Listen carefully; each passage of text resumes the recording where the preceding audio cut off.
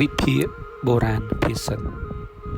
កុំយកពងមាន់ទៅជល់នឹងថ្មបុរាណភាសិនមួយនេះបង្កប់ន័យអប់រំបានយ៉ាងល្អមែនទែនខ្ញុំថាបែបនេះខណៈកន្លងទៅមានមនុស្សមួយចំនួនវាយតម្លៃថាភាសិនមួយនេះហាក់បង្អាក់ទឹកចិត្តមនុស្សមិនឲ្យមានភាពក្លាហានអត្ថន័យចំក្រន់បន្លំភ្នែកនៃធៀបល្អឯកគួរពិចារណាប្រាជ្ញពីបុរាណលោកបានផ្ដាំថាអ្នកមានប្រាជ្ញាទើបដឹងចម្លើយឃ្លាថាកុំយកពងមាន់ទៅជល់នឹងថ្មជាដំបូងយើងត្រូវស្គាល់ការពិតសិនពីដំណើររឿងនៃត្រង់របស់វាពងមាន់ដែលមានសម្បកស្ដើងវាគ្មានគុណភាពរឹងមាំស្មើនឹងថ្មនោះទេហើយបើយកទៅជល់នឹងថ្មទៀតនោះច្បាស់ណាស់គឺពងមាន់នឹងបែក 100% នេះគឺជាការពិតទោះបីកុហកក្មេងថាពងមាន់អាចជល់បំបែកថ្មបានក៏ក្មេងវាមិនជឿនោះដែរ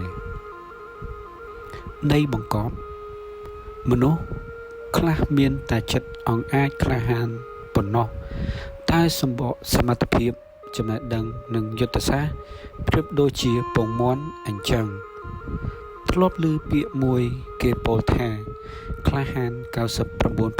99% ចំណេះដឹង 1% លទ្ធផលស្មើ0ដូច្នេះនៃបង្កប់ចង់ប្រាប់យើងថាបើសមត្ថភាពយើងត្រឹមតែជាពងមាន់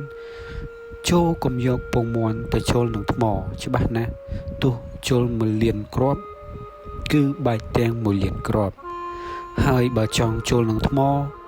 ឬបើចង់តតាំងនឹងគូប្រជែងចូលអ្នកអភិវឌ្ឍខ្លួនឯងឲ្យខ្លាំងជាងពងមាន់សិនត្រូវពង្រឹងសមត្ថភាពទាំងគំនិតប្រាជ្ញាចំណេះដឹងនិងយុទ្ធសាស្ត្រប៉ុន្តែបើយើងស្ថិតក្នុងកលៈទេសៈត្រូវពលីក្នុងបុព្វហេតុប៉ុណ្ណាទោះមានសមត្ថភាពយើងត្រឹមជាពងមាន់ក៏ត្រូវតែជល់នឹងថ្មជាដាច់ខាតទោះមិនអាចជល់នឹងថ្មឲ្យបែកយ៉ាងហោចណាស់អាចធ្វើឲ្យថ្មប្រឡាក់បានដែរទស្សនៈបរទេសមួយឃ្លានេះល្អមែនតែនស្គាល់គេស្គាល់យើងប្រយុទ្ធ100ដងឈ្នះ100ដងភាពជាក់ស្ដែងមិនអាចឈ្នះទាំង100ដងនោះទេប៉ុន្តែបើឈ្នះច្រើនជាងចាញ់ប្រកាសជាទទួលយកបានហើយត្រូវស្គាល់សមត្ថភាពខ្លួនឯងនិងស្គាល់ពីសមត្ថភាពគូប្រជែងពេលខ្លះយើងអាចមានសមត្ថភាពរឹងមាំដូចថ្ម